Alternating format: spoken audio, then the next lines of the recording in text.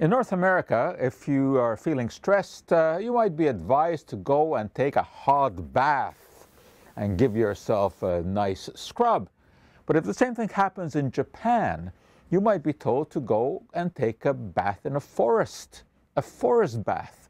What does that mean? It means you go out and wander through the forest, looking at the streams, looking at the trees, without any real goal. You're not going towards any specific place, you're just kind of wandering around to de-stress yourself.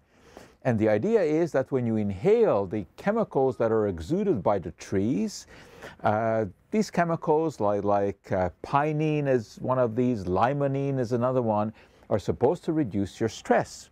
And there are actually some evidence for that. They do blood tests, and they show that people who go for these walks in the forest have lower levels of cortisol, which is a stress hormone, lower blood pressure, and generally they feel less anxious after such sojourns. Well, it turns out that this isn't really a novel idea.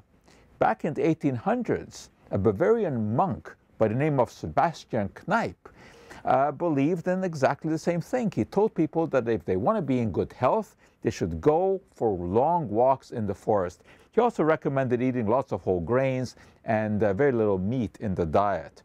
But he had a little addendum too. He thought that if you just would stick your feet into cold water, this was also conducive to good health. He actually thought that he had been cured of tuberculosis by taking dips in the ice-cold Danube River. Well, I think I would kind of forego that one.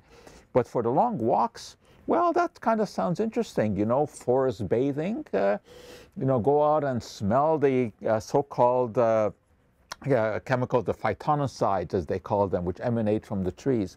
Of course, my tree here doesn't really emanate anything. But luckily, because of my chemical knowledge, I can bottle some of the pinene and some of the limonene, and feeling less anxious already. But you know, there's something else to be anxious about, because there's a recent study that just came out that shows that people who sit for a long time are more likely to die prematurely. And scarily, this is the case even if they exercise a great deal. And there's even more to this. You know, they do brain imaging, and they show that people who are looking at nature scenes are more relaxed. They're more likely to express emotions like love and empathy. And those who stare out at city sights are more likely to express emotions of fear and stress.